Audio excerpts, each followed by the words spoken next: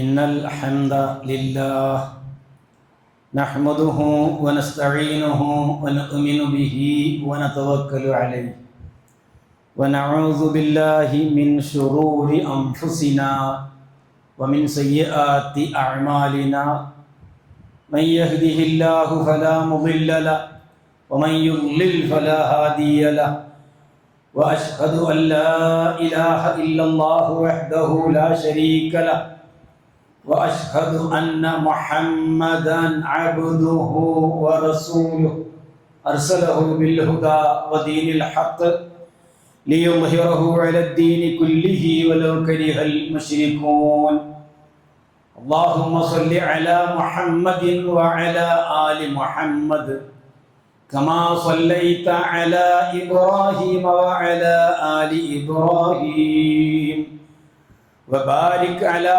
محمد وعلى آل محمد كما باركت على إبراهيم وعلى آل إبراهيم إنك حميد مجيد أما بعد فإن خير الحديث كتاب الله وخير الهدي هدي محمد صلى الله عليه وسلم وشر الأمور محدثاتها وكل بدعة ضلالة أيها الناس اتقوا الله عباد الله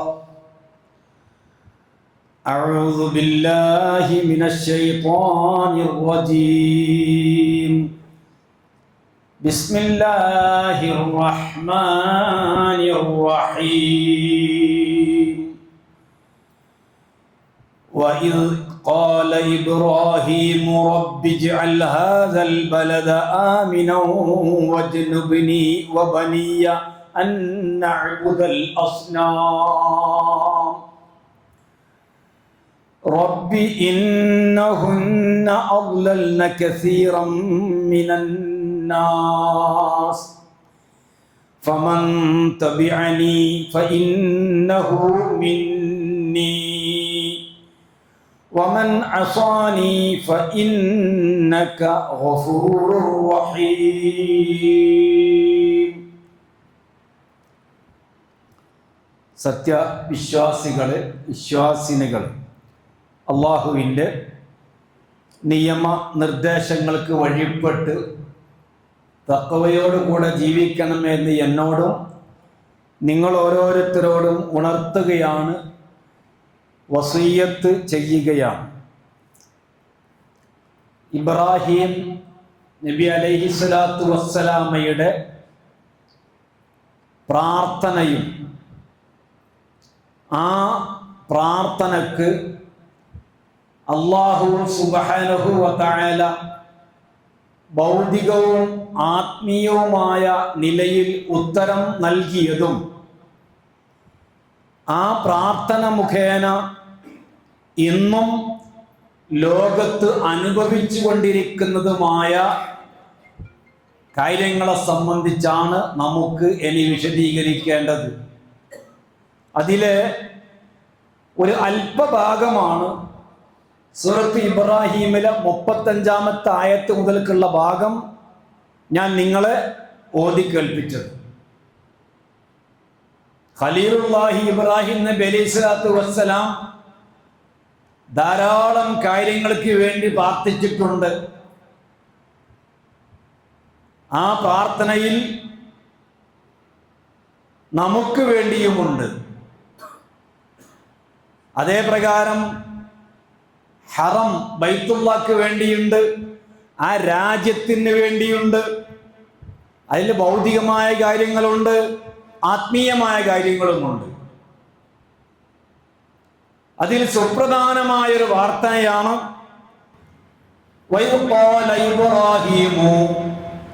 ഖലീലുല്ലാഹി ഇബ്രാഹിം നബി അലൈഹിസ്സലാത്തു വസ്സലാം പറഞ്ഞ സന്ദർഭം ശ്രദ്ധേയമാണ്.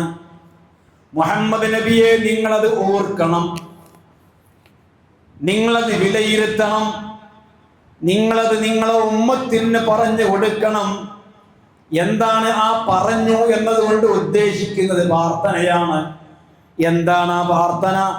റബ്ബിജ്അൽ ഹാദൽ ബലദ ആമിനാ, റബ്ബിജ്അൽ ഹാദൽ ബലദ ആമിനാ. അല്ലാഹുവേ, ഈ രാജ്യത്തെ നീ ഒരു നിർഭയ രാജ്യമാക്കി നിർത്തണമേ, രാജ്യമാക്കി തീർക്കണമേ. രണ്ട് സ്ഥലങ്ങളിൽ ഈ ആശയം പരിശുദ്ധ ഖുർആനിൽ കാണാവുന്നതാണ്.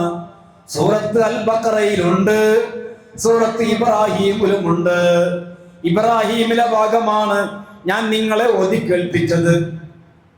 നിർഭയത്വത്തിന് വേണ്ടിയാണ് ഖലീലുല്ലാഹി ഇബ്രാഹിം നബി അലൈഹി സ്വലാത്തു വസ്സലാം പ്രാർത്ഥിക്കുന്നത്. മുഫസ്സിറുകൾ പറയുന്നത് അനുസരിച്ച് ഖലീലുല്ലാഹി ഇബ്രാഹിം നബി അലൈഹി സ്വലാത്തു വസ്സലാം ഇത് പ്രാർത്ഥിക്കുന്നത് അള്ളാഹു ഏൽപ്പിച്ച ഉത്തരവാദിത്തങ്ങൾ നിർവഹിച്ചതിന്റെ ശേഷം ആണ് എന്നുള്ളതാണ്. ഇതിന്റെ മുന്നേ ഒരു പ്രാർത്ഥനയുണ്ട് അൽ ബഖറയിൽ. അവിടെ അൽ ബലദ് എന്നില്ല, അല്ലാഹുമ്മ ജഅൽ ഹാദാ ബലദൻ ആമിനൻ. നീ ഈ സ്ഥലം ഒരു രാജ്യ സ്വഭാവത്തിലേക്കാക്കി തീർക്കണമേ എന്നുള്ള ഒരു പ്രാർത്ഥനയാണ്. രണ്ടാമത്തെ പ്രാർത്ഥന വാസയോഗ്യമായി ജുർഹും ഗോത്രക്കാർ വന്നു, ഇസ്മായിൽ കുട്ടി വലുതായി അല്പസ്വല്പമൊക്കെയുള്ള ഒരു വളർച്ച എത്തുന്ന രാജ്യ സ്വഭാവത്തിലേക്ക് എത്തിയതിന്റെ ശേഷമാണ് ഈ നാട്. അതുകൊണ്ട് അൽ ബലദ്, ഈ നാടിനെ നീ നിർഭയ രാജ്യമാക്കണം. എന്താ നിർഭയ രാജ്യം എന്ന് പറഞ്ഞാൽ? അറബികളാണ്. അറബികളെ സംബന്ധിച്ചിടത്തോളം അവർക്ക് അടിയും പിടിയും കുലുമാലും കച്ചറയും അത് അവരുടെ ഒരു മുഖമുദ്രയാണ്. എന്ന് പറഞ്ഞാൽ ജാഹിലിയ കാലം ഞാൻ ഉദ്ദേശിക്കുന്നത് എന്നുമല്ല. അപ്പൊ അല്ലാഹു സുബ്ഹാനഹു വ തആലയെ ആരാധിച്ചും നമസ്കരിച്ചും റബ്ബിന് വേണ്ടി ഇബാദത്തെടുത്തും കഴിഞ്ഞുകൂടണമെങ്കിൽ ഭൗതികമായതായിരിക്കുന്ന ഒരു നിർഭയത്വം ആ നാട്ടിൽ ഉണ്ടാവണം. അതുകൊണ്ടാണ് അൽ ബലദ ആമിനൻ ആ പ്രാർത്ഥനയിലെ ഒന്നാമത്തെ ഇനം. കാരണം എന്താ? ആരോഗ്യത്തിന് വേണ്ടി പ്രാർത്ഥിച്ചാൽ അള്ളാഹു ആരോഗ്യം നൽകും. പക്ഷേ ആരോഗ്യം കൊണ്ട് മാത്രം കാര്യമാകില്ല. നിർഭയമുണ്ടെങ്കിൽ മാത്രമേ ആ ആരോഗ്യം കൊണ്ട് അള്ളാഹ്ക്ക് ഇബാദത്ത് എടുക്കാൻ കഴിയൂ. അതുകൊണ്ടാണ് അൽ ബലദ് എന്ന് നിർഭയമാക്കി തീർക്കണം എന്ന് ഖലീലുല്ലാഹി ഇബ്രാഹിം നബി അലൈഹി സ്വലാത്തു വസ്സലാം ഇതിന്റെ ഒന്നാമതായി പ്രാർത്ഥിച്ചത്. കാരണം എന്താ? നിർഭയത്വമില്ലെങ്കിൽ സ്വസ്ഥത ഉണ്ടാകില്ല, ശാന്തി ഉണ്ടാകില്ല, സമാധാനം ഉണ്ടാകില്ല, സംതൃപ്തി ഉണ്ടാകില്ല. എപ്പോഴും ഒരു ഭയപ്പാടിന്റെ അവസ്ഥയായിരിക്കും. അതുകൊണ്ട് തന്നെ നിർഭയ രാജ്യമാക്കണം. അതങ്ങനെ തന്നെയാണ് അന്നും ഇന്നും എന്നും. രണ്ടാമത്തെ കാര്യം, ഒന്ന് ആ രാജ്യത്തെ നിർഭയമാക്കുക എന്ന് പറയുമ്പോൾ അതാണ് നമ്മൾ പറയുന്നത്.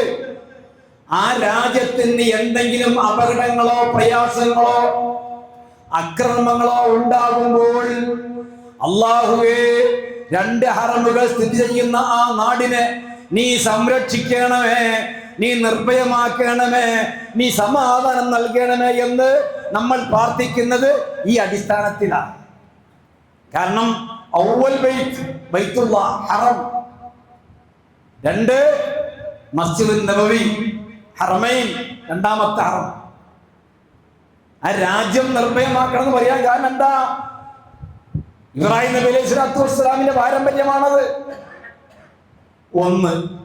രണ്ടാമത്തെ കാര്യം, ഭൗതികമായ നിർഭയത്വം ഉണ്ടായി കഴിയുമ്പോൾ എല്ലാം ആവില്ല മനുഷ്യന്. രണ്ടാമത്തേത്, ആത്മീയമായ നിർഭയത്വം വേണം. അഥവാ ശിർക്കിൽ നിന്ന്, അള്ളാഹുവിൽ പങ്കുചേർക്കുന്നതിൽ നിന്ന്, റബ്ബ് സുബ്ഹാനഹു വ തആലക്ക് മാത്രം നൽകേണ്ട ആരാധനകൾ മറ്റുള്ളവർക്ക് നൽകുന്നതിൽ നിന്ന് മനുഷ്യ മനസ്സുകൾ എന്തായിരിക്കണം? മുക്തമായിരിക്കണം. അതുകൊണ്ടാണ് ഖലീൽ പ്രാർത്ഥിച്ചത്. ഇബ്രാഹിം നബി അലൈഹി സ്വലാത്തു വസ്സലാം ഇറാഖുകാരനാണ്. ഷിർക്കിന്റെ കോട്ടക്കൊത്തളങ്ങളിലാണ് അദ്ദേഹം ജനിച്ചു വളർന്നത്. അദ്ദേഹം അതിലൊന്നും ഇടപെട്ടില്ല. അത് വേറെ കാര്യം. പിതാവിനോടും ജനങ്ങളോടും രാജാവിനോടും തർക്കിച്ചുകൊണ്ടാണ് അദ്ദേഹം നാബുൽസ് വിടുന്നത്. ചെന്നെത്തുന്ന സ്ഥലത്തെല്ലാം തന്നെ അന്ധവിശ്വാസത്തിന്റെയും അനാചാരത്തിന്റെയും ആളുകളായിരിക്കുന്നു.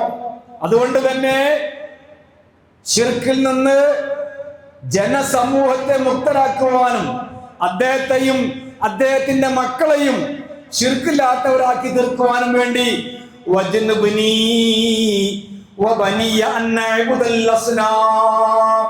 ആയത്തിലെ രണ്ടാമത്തെ കാര്യം, എന്നെയും എന്റെ മക്കളെയും എന്റെ സന്താന പരമ്പരയെയും നീ വിഗ്രഹാരാധനയിൽ നിന്ന്, അള്ളാഹുവിൽ പങ്കു ചേർക്കുന്ന ആ ശിർക്കൻ ആശയങ്ങളിൽ നിന്ന് നീ മുക്തമാക്കണം.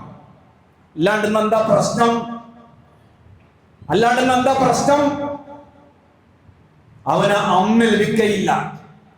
അമ്മ എന്ന് പറഞ്ഞാൽ ആത്മീയമായ നിർഭയത്വം കിട്ടുകയില്ല.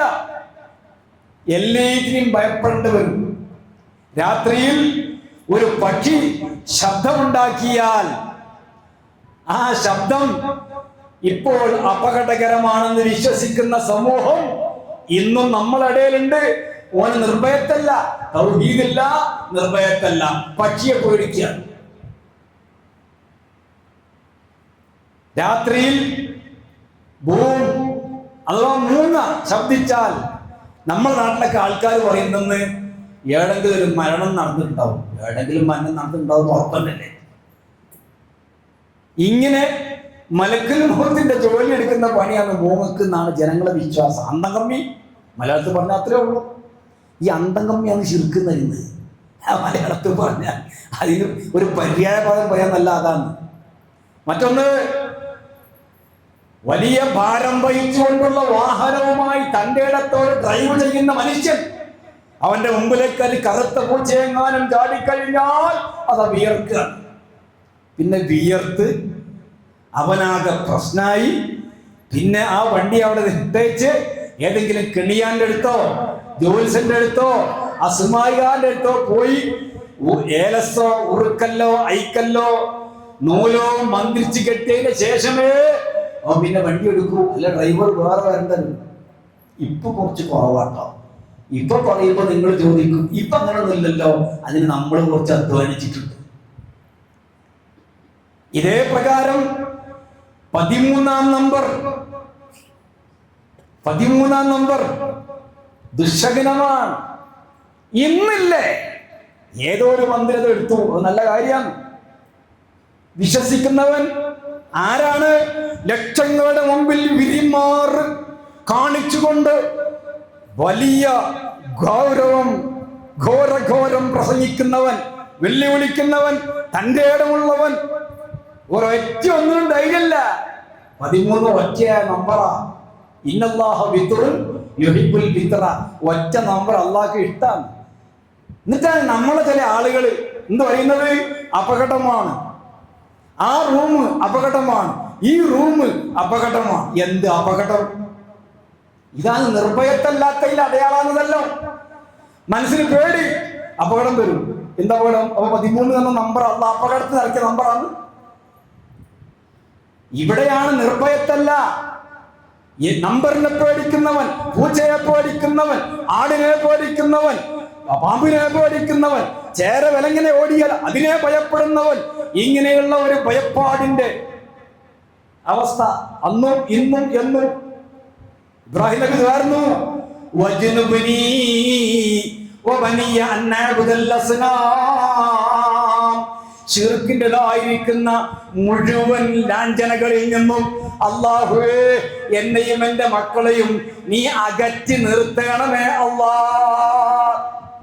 ആത്മീയമായ രണ്ടാമത്തെ കാര്യത്തിന് വേണ്ടിയുള്ള ഖലീലുള്ളാഹിയുടെ പ്രാർത്ഥനയാണത്. കാരണം എന്താ?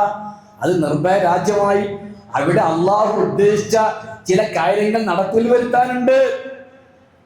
ആ നാട് എന്നിങ്ങനെ പറയാൻ കാരണം നമ്മൾ വിചാരിക്കും എന്നാൽ നമ്മളെ നാടിനുമായിട്ട് വരുന്നോ? അതല്ല. അന്നാട് എന്ന് പറയുമ്പോ അവിടെ അള്ളാഹു ഉദ്ദേശിക്കുന്ന ചില കാര്യങ്ങളുണ്ട് നടപ്പിൽ വരുത്താൻ. അപ്പൊ രണ്ടാമത്തേത് ഇനി അടുത്തതായി അദ്ദേഹം പറയുന്ന കാരണം എന്താ? റബ്ബി ഇന്നഹുന്ന അദ്ലൽന കസീറൻ മിനന്നാസ്.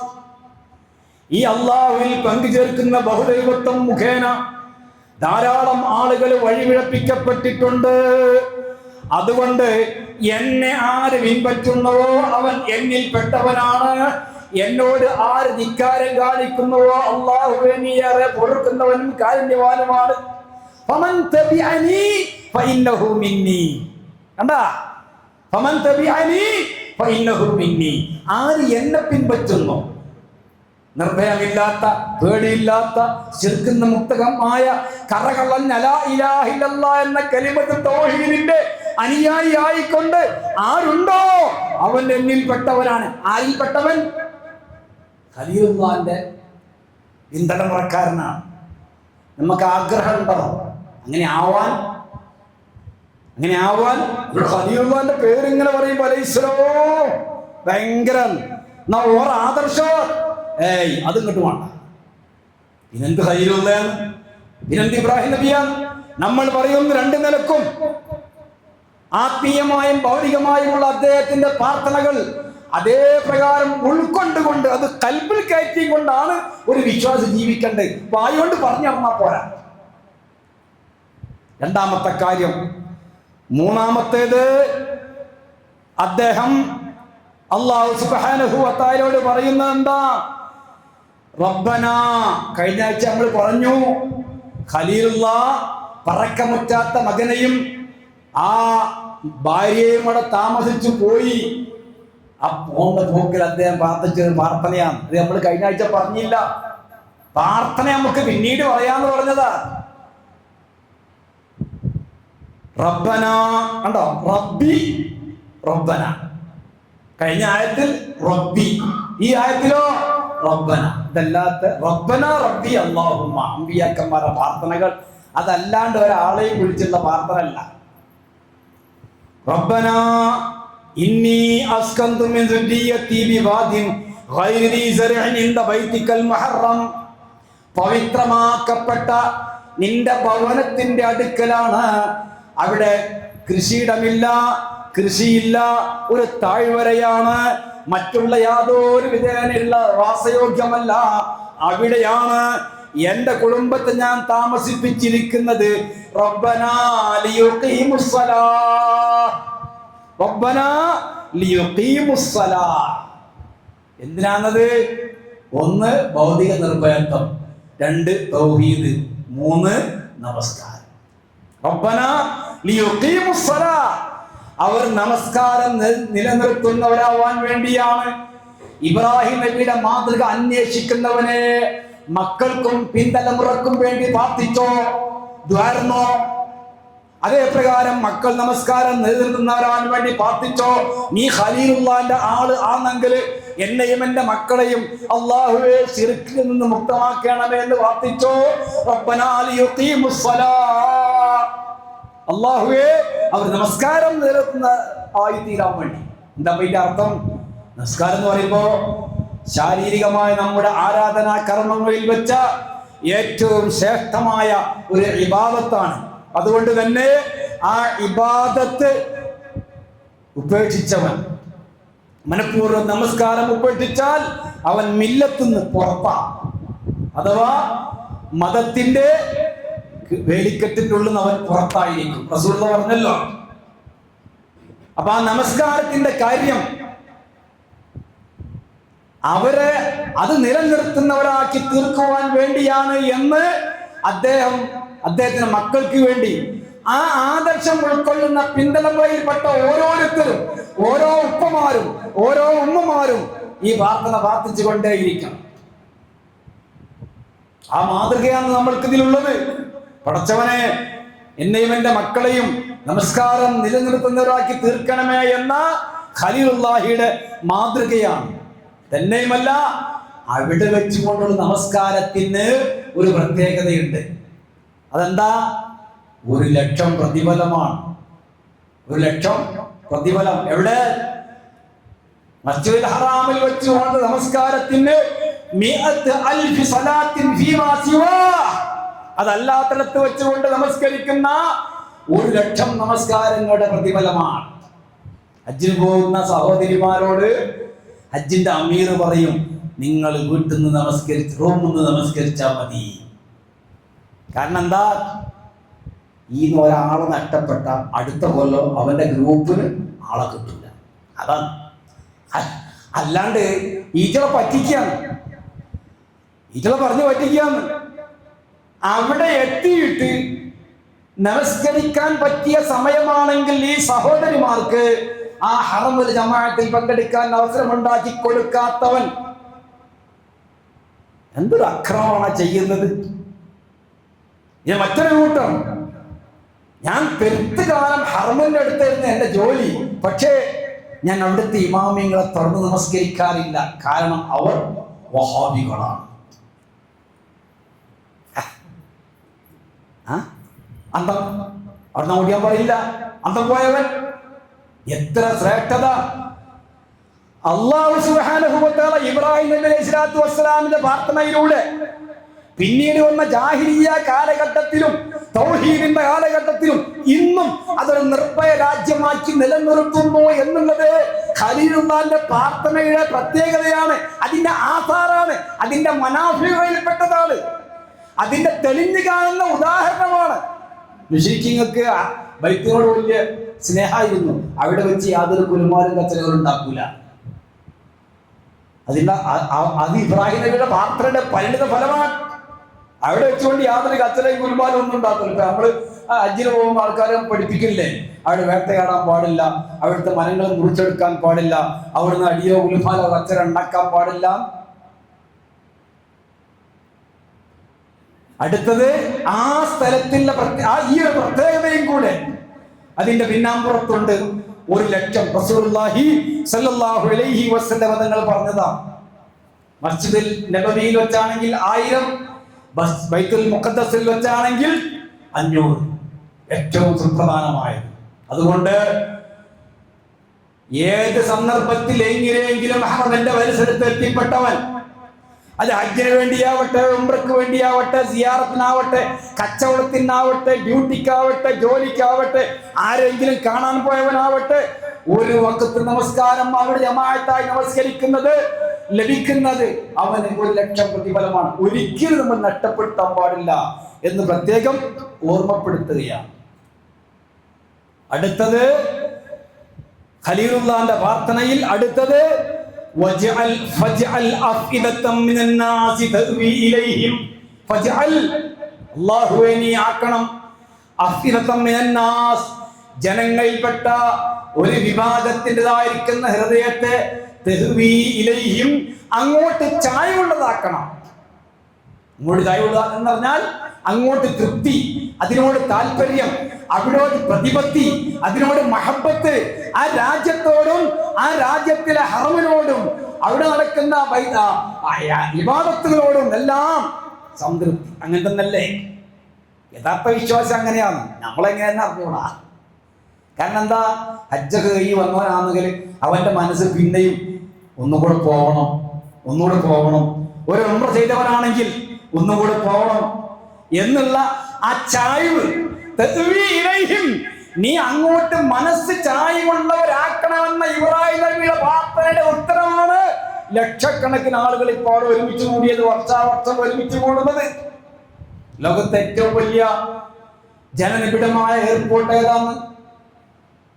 ഏതാന്ന്? ജിദ്ദയിലെ കിങ് അബ്ദുൽ അസീസ് എയർപോർട്ടാണ്. കാരണം എന്താ? അവിടെ ഇറങ്ങുന്ന അത്ര ജനങ്ങൾ ലോകത്ത് മറ്റൊരു എയർപോർട്ടിലും ഇറങ്ങുന്നില്ല. കാരണം എന്താ? ഹജ്ജായി, ഉംറയായി, സിയാറത്തായി, മറ്റ് പല ആവശ്യങ്ങൾക്കായി നിരന്തരമായി ഹറമിന്റെ പരിസരത്തേക്ക് പോകുന്ന കോടാനക്കോടി ജനങ്ങൾ അവരൊന്ന് ഇറങ്ങുന്ന പറയാം. അതാണ് ജനങ്ങളെ മനസ്സിനെ അങ്ങോട്ട് ആകർഷിപ്പിക്കണം. ആകർഷിപ്പിച്ചില്ല, അല്ലാഹു ആകർഷിപ്പിച്ചു. അതിലേക്ക് ഒരു തൃപ്തിയുള്ളവർ, അതിനോട് ഇഷ്ടമുള്ളവർ, ആ രാജ്യത്തോട് താല്പര്യമുള്ളവരാക്കി തീർക്കണം എന്ന് ഇബ്രാഹിം നബി അലൈഹി സ്വലാത്തു വസ്സലാം ദുആയിരുന്നു. അല്ലാഹു അത് സ്വീകരിച്ചു. അടുത്തത് ഇങ്ങനൊക്കെ ആയി വന്ന്, നാടായി വന്ന്, ജനങ്ങളായി ഒരു രാജ്യമായി ഇങ്ങനെയുള്ള എല്ലാ അവസ്ഥകളും വരുമ്പോൾ പിന്നെ അവർക്ക് ഭക്ഷണങ്ങൾ യഥേഷ്ടം ലഭിച്ചുകൊണ്ടിരിക്കണം. 1-2 സ്ഥലങ്ങളിൽ ഖുർആനിൽ ഹറമിൽ പഴവർഗ്ഗങ്ങളും കായ്ക്കനികളും ലഭിക്കുവാൻ വേണ്ടി ഖലീലുള്ള പ്രാർത്ഥിച്ചു. അതിൽപ്പെട്ട ഒരു സ്ഥലമാണ് വർസുഖുഹും മിനസ് സമറാത്തി ലഅല്ലഹും യശ്കുറൂൻ. സൂറത്ത് ഇബ്രാഹിം. വർസുഖുഹും, നീ അവർക്ക് നൽകണം, മിനസ് സമറാത്ത്, പഴവർഗ്ഗങ്ങളിൽ നിന്ന്. ഇത് പ്രാർത്ഥിക്കുന്ന അന്ന് ഇവിടെ ഒന്നുമില്ല.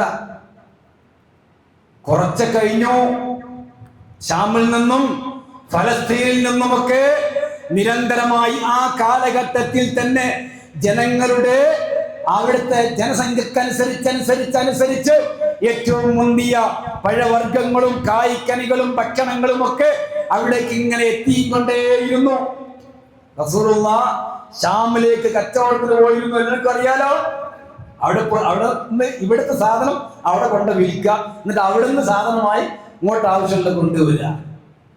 രഹിലത്തെ ശിതാഇ വസ്സൈഫ്. കണ്ട, ഇന്നോ ആ പ്രാർത്ഥനയുടെ പച്ചയായ തെളിഞ്ഞ ഉദാഹരണം ഹറമിന്റെ പരിസരത്ത് പോയാൽ ഏതൊരാൾക്കും അനുഭവിച്ചറിയാവുന്ന യാഥാർത്ഥ്യമാണ്. പറഞ്ഞറിയിക്കേണ്ടതില്ല. ഏറ്റവും നല്ല നേന്ത്രപ്പഴം എവിടെ കിട്ടുക? ഇബ്രാഹിം നബിയുടെ പ്രാർത്ഥിച്ച സ്ഥലത്ത്. ഇവിടെ അല്ലെന്ന് പറഞ്ഞാല് നല്ല പോലെ നമ്മൾ പറയും വിഷാംശം കൂട്ടിയ അങ്ങനെ അതൊന്നും അങ്ങോട്ട് കയറ്റൂല, എയർപോർട്ടിൽ അങ്ങോട്ട് കടത്തൂല, കലാസ് വിട്ട ഇവിടെ വേണ്ടാന്ന് പറയും. മിനസ്സമറാത്ത്, ഏറ്റവും നല്ല കപ്പ എവിടെ ലഭിക്കും? ഹറമിന്റെ പരിസരം. ഏറ്റവും എല്ലാ മുന്തിയ വസ്തുക്കളും അത് ഖലീലുള്ളാഹിയുടെ പ്രാർത്ഥനയുടെ പരിണിത ഫലമാണ്. വർസുഖുഹും മിനസ്സമറാത്ത്, നീ കായ്കനികൾ നൽകണം. കുറച്ച് കഴിഞ്ഞപ്പോ കിലോമീറ്ററുകൾ ദൂരെയുള്ള സ്ഥലമാകുന്ന തായിഫ് യഥേഷ്ടം കായ്കനികളും പച്ചപ്പും മഴയും കന്നുകാലികളും യഥേഷ്ടം അവർക്ക് വേണ്ട ഭക്ഷണങ്ങളുടെ ഒക്കെ തന്നെ നല്ല ഒരു ശതമാനം ഉൽപ്പാദിപ്പിക്കപ്പെടുന്ന കേന്ദ്രമായി ഖലീലുള്ളാഹിന്റെ പ്രാർത്ഥനയ്ക്ക് അല്ലാഹു ഉത്തരം നൽകിയും കൊണ്ട് തായിഫ് എന്ന പ്രദേശം സ്ഥിരമായി ഇപ്പോഴും തൊട്ടടുത്ത സ്ഥലം. അല്പം കിലോമീറ്റർ ദൂരെ ഉള്ളൂ. ഇബ്രാഹിം നബി അലൈഹി സ്വലാത്തു വസ്സലാമിന്റെ പ്രാർത്ഥനയുടെ ഭൗതികമായി നിലനിൽക്കുന്ന ഒരു ഉദാഹരണമാണ് ഈ പറഞ്ഞത്. എല്ലാ മുന്തിയ വസ്തുക്കളും. കാരണം ജനങ്ങൾ നിബിഡമാകുമ്പോൾ, വാസയോഗ്യമാകുമ്പോൾ, ഒരു രാജ്യമായി രൂപാന്തരപ്പെടുമ്പോൾ അവിടെ ഇത്തരം കാര്യങ്ങളെല്ലാം അത്യാവശ്യമായി വരും. ജീവിക്കണ്ടേ? അല്ലാഹു സുബ്ഹാനഹു വ തആല നൽകി. അപ്പൊ ഇതിൽ നമ്മൾക്കുള്ള മാതൃക എന്താ? ഖലീലുള്ളാഹിന്റെ പ്രാർത്ഥന പരിശുദ്ധ ഖുർആൻ ഇനിയുമുണ്ട്. മുഹമ്മദ് നബി സല്ലല്ലാഹു അലൈഹി വസല്ലമക്ക് വേണ്ടി ഇബ്രാഹിം ഖലീലുള്ളാഹ് പ്രാർത്ഥിച്ചു. നബിയെ നിയോഗിക്കാൻ വേണ്ടി ഒരു പേരക്കുട്ടി നബിയായിട്ട് വരണം. റബ്ബനാ വബ്അസ് ഫീഹിം റസൂലൻ മിൻഹും യത്ലു അലൈഹിം എന്ന് തുടങ്ങുന്ന ആയത്ത് കാണാം. അല്ലാഹുവേ, ഇവരിൽ നിന്ന് ഒരു പ്രവാചകനെ നീ അയക്കണമേ. അഥവാ ഖലീലുള്ളാഹ് പ്രാർത്ഥിക്കുമ്പോൾ ഇസ്മായിൽ നബിയും മറ്റു മക്കളുമുണ്ട്, പേരമക്കളായിട്ടില്ല. ഈ പിന്തലമുറയിൽ ഇതൊരു ഹറമായി, കഅബയായി, തൗഹീദിന്റെ കേന്ദ്രമായി, വഹയിന്റെ കേന്ദ്രമായി രൂപാന്തരപ്പെട്ടു വരുന്ന കാലഘട്ടം ഉണ്ടാകും. ആ സന്ദർഭത്തിൽ പടച്ചവനെ അവയിൽപ്പെട്ട ഒരു പ്രവാചകനെ ഗ്രന്ഥങ്ങൾ ഓതി കേൾപ്പിക്കുന്ന, ഹിക്മത്ത് പഠിപ്പിക്കുന്ന, നിന്റെ ആരാധന പഠിപ്പിക്കുന്ന, തൗഹീദ് പഠിപ്പിക്കുന്ന ഒരു റസൂലിനെ നീ അവയിലേക്ക് അയക്കണമേ എന്ന് ഖലീലുള്ളാഹ് പ്രാർത്ഥിച്ചു. റസൂലുള്ളാഹി സ്വല്ലല്ലാഹു അലൈഹി വസല്ലം പറയാറുണ്ട്, എന്റെ വല്ലിപ്പ ഇബ്രാഹിമിന്റെ പ്രാർത്ഥനയുടെ പരിണിത ഫലമാണ് ഞാൻ എന്ന് മുഹമ്മദ് റസൂലുള്ളാഹി സ്വല്ലല്ലാഹു അലൈഹി വസല്ലമ പറയാറുണ്ട്. അപ്പോൾ മനസ്സിലാക്കേണ്ടത് ഖലീലുള്ളാഹിന്റെ മില്ലത്ത് എന്താന്ന് നമ്മൾ പറഞ്ഞു, അദ്ദേഹത്തിന്റെ ദഅവത്തിനെ പറ്റി പറഞ്ഞു, അതിലെല്ലാം നമുക്ക് മാതൃകയുണ്ടെന്ന് പറഞ്ഞു. അതോടൊപ്പം അദ്ദേഹത്തിന്റെ പ്രാർത്ഥന ഇനിയുമുണ്ട്. പരിശുദ്ധ ഖുർആനിൽ ധാരാളം വിഷയങ്ങളെ പറ്റി അദ്ദേഹം പ്രാർത്ഥിച്ചത്. അതെല്ലാം നമ്മൾ പ്രാവർത്തികമാക്കുക, മനസ്സറിഞ്ഞ് പ്രാർത്ഥിക്കുക. ശിർക്കിന്റെ മുഴുവൻ ലാഞ്ചനയിൽ നിന്നും നമ്മുടെ ഖൽബിനെ ശുദ്ധിയാക്കുക. അങ്ങനെയാകുമ്പോൾ നമ്മളും അള്ളാഹിനോട് എന്ത് പ്രാർത്ഥിച്ചാലും അള്ളാഹു നമ്മൾക്കും ഉത്തരം നൽകും. അതിനെന്തുണ്ടാവാൻ പാടില്ല? 13 നമ്പർ പേടിയും 14 നമ്പർ വേജാറും ഇപ്രകാരമുള്ള ഏതെങ്കിലും എത്തീങ്കാന്റെ പിരിവാരം വരുമ്പോ കൊടുത്തില്ലെങ്കിൽ അല്ലാഹു കൈ എന്ന് പറഞ്ഞ് പേടിപ്പിക്കലും ഇങ്ങനെ വേജാറാക്കലും ഇതൊന്നും ഉണ്ടാവാൻ പാടില്ല. നമ്മള് നമ്മുടെ നാട്ടിലൊക്കെ പ്രായം ചെന്ന്, ഞാൻ മുമ്പിലൊക്കെ പറഞ്ഞാണ്, പ്രായം ചെന്ന വല്യന്മാരുണ്ടാവും. ജുമാ കഴിഞ്ഞ് വന്നപ്പോണ്ട് ഒരു മുഖാം കമ്മിറ്റിയുടെ പിരിവുകാർ വന്നത് 13-ാം തീയതി നടക്കുന്ന ആണ്ട് നേർച്ചയിലേക്ക് വമ്പിച്ച സംഭവമായിട്ട് 13 പോത്തിറക്കുന്നു, നിങ്ങൾ അതിലേക്ക് സംഭാവന വന്ന്. നമ്മൾ തൗഹീദുള്ള ആളല്ലേ, നമ്മൾ ഇത് പ്രശ്നമല്ല. നമ്മൾ അയി തരുന്ന ആളല്ല, നമ്മൾ നിങ്ങളതിൽ വിശ്വാസമല്ല എന്ന് പറയും. അപ്പൊ അകത്തുനിന്നുണ്ടാവും ഉമ്മമ്മ അല്ല വല്യമ്മ അല്ല അമ്മായിമ്മ, ഇന്നോനെ ഇത് നമ്മളെ ഓറെ കലശന, ഇയാൾ പേച്ചാളെന്ന് നമുക്കറിയാം. അപ്പൊ പറയും തീക്കട്ടയാണ്, ആ കിടക്കുന്ന ആള് തീക്കട്ടയാണ്. പിന്നെ ഗ്യാസിന്റെ ആവശ്യമില്ല, തീക്കട്ടയാണ്. എന്തെങ്കിലും കൊടുത്തത് എന്ത് കൊടുക്കും? നയാ പൈസ കൊടുക്കാൻ പാടില്ല. അവിടെയാണ് ഖലീലുള്ളാഹിന്റെ മാതൃക വേണ്ടത്. അവിടെയാണ് പതറിപ്പോവാതെ പിഴച്ചു പോവാതെ ഒരു തരി പോലും സങ്കോചമില്ലാതെ ഖലീലുള്ളാഹിന്റെ മാതൃക. ഉപ്പാനോട് പറഞ്ഞില്ലേ, രാജാവിനോട് പറഞ്ഞില്ലേ, ജനങ്ങളോട് പറഞ്ഞില്ലേ, ഞാനിതാ ഞാൻ നിങ്ങളെ വിട്ടൊഴിഞ്ഞു പോവുകയാണ്, ഞാൻ നിങ്ങളെ നാട്ടിൽ ജീവിക്കാൻ തയ്യാറല്ല. അവിടെയാണ് ആ മാതൃക നമ്മൾ കാണിക്കേണ്ടത്. റമദാൻ 17-ന് ബദർ ആണ്ട് നേർച്ചയുടെ പത്തൽ കൊണ്ടുവന്നിരിക്കുകയാണ് പള്ളിയിൽ നിന്ന്. കാരണം ഒരു വീട്ടിൽ പല സ്വഭാവക്കാരുണ്ടാവുമല്ലോ. പ്രായമുള്ള ആളുകൾക്കാണ് ഇതിനെല്ലാം വലിയ താല്പര്യം. ഓർക്കത് കിട്ടിയില്ലെങ്കിൽ അടുത്ത കൊല്ലം വരെ വയറ്റിൽ വേദനയായിരിക്കും. അല്ല എന്താ വല്യമ്മ ഇങ്ങനെ വയറ്റിൽ വേദന ആവുന്നു? എടാ കഴിഞ്ഞ കൊല്ലം നിന്റെ ഉപ്പ ആണ്ടിന്റെ ഇറച്ചി തിന്നാൻ സമ്മതിച്ചില്ല, അതുകൊണ്ട് അപ്പൊ തുടങ്ങിയതാണ് വയറ്റിൽ വേദന. ഇനി അടുത്ത 17 വരെ, റമദാൻ 17 വരെ വേദന ആയിക്കൊണ്ടേ. ഈ വീട്ടിന്റെ പടിയിലേക്ക് കടക്കാൻ ഞാൻ സമ്മതിക്കില്ല എന്ന് കൃത്യമായി, അല്ലാണ്ട് വെറുതെ എങ്ങനെ എന്ത് വില്ലത്തി ഇബ്രാഹിം എന്റെ വളപ്പിലേക്ക് എന്റെ പറമ്പിലേക്ക് ഈ സംഗതി കടത്താൻ ഞാൻ സമ്മതിക്കില്ല എന്ന് ധൈര്യസമേതം പറയാൻ നമ്മൾക്ക് കഴിയണമെങ്കിൽ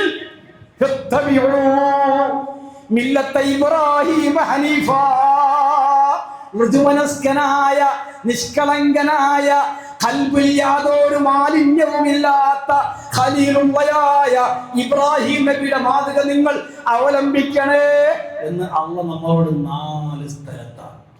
ഒരു സ്ഥലത്ത് റസൂലുള്ളാഹിനോട് നീയും പിൻപറ്റണം, മുഹമ്മദ് നബിയെ നിങ്ങളും പിൻപറ്റണം എന്ന് അല്ലാഹു സുബ്ഹാനഹു വ തആല നമുക്ക് അതിന് തൗഫീഖ് നൽകി അനുഗ്രഹിക്കുമാറാകട്ടെ.